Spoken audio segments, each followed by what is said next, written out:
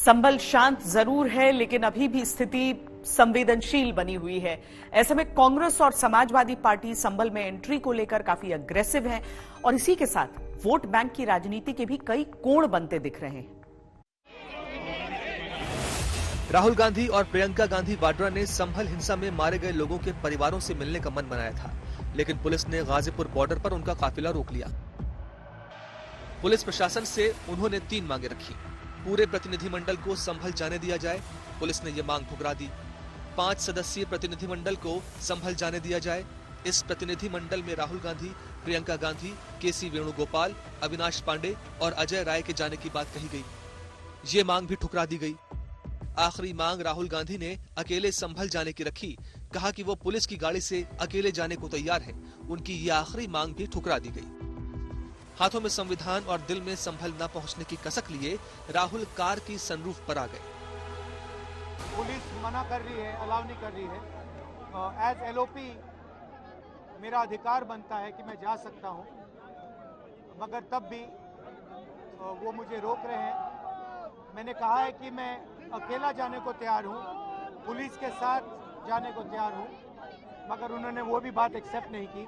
Police वालों के पास कोई जवाब नहीं है। शायद उत्तर प्रदेश की स्थिति क्या ये है कि आप इतना भी नहीं संभाल सकते, तो फिर आप इतना गर्व से क्यों कहते हैं कि लॉ एंड ऑर्डर आपने संभाल रखा है यूपी में?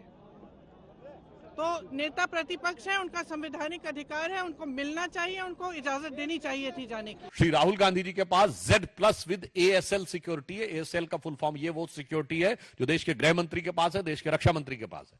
ASL का मतलब होता है एडवांस सिक्योरिटी लाइसेंसिंग।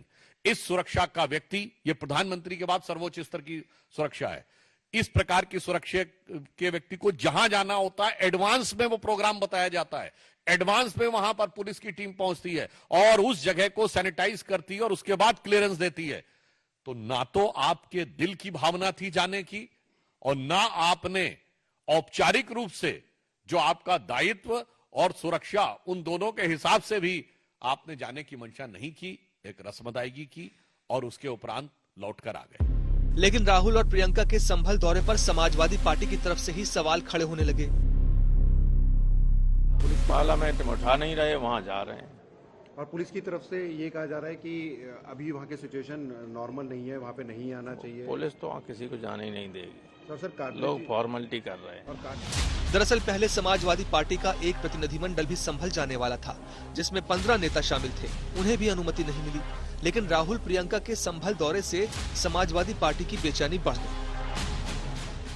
इंडी गठबंधन के भिन्न भिन्न दलों में अपने उस कोर वोटर को अपने कब्जे में रखने की छटपटाहट से प्रेरित है।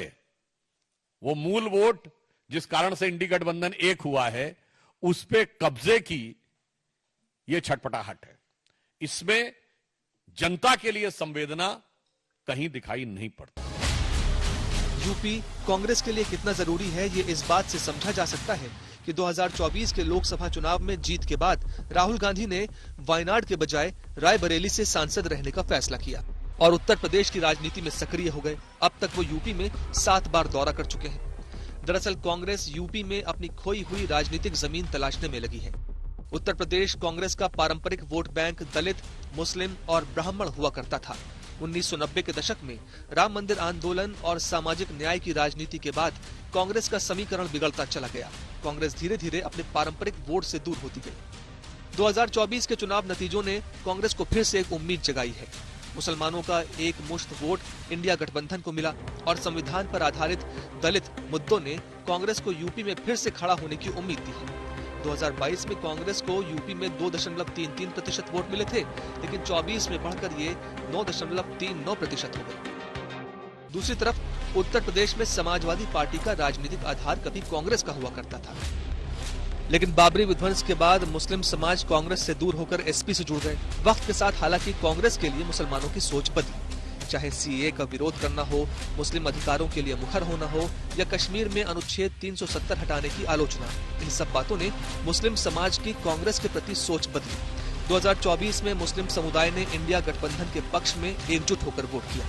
सपा और कांग्रेस के बीच गठबंधन से मुस्लिम वोटों में कोई बिखराव नहीं हुआ था, लेकिन उपचुनाव में दोनों ही पार्टियों में सीट शेयरिंग पर बात बिगड़ गई। यूपी में समाजवादी पार्टी की राजनीति मुख्य रूप से मुस्लिम वोटों पर आधारित है।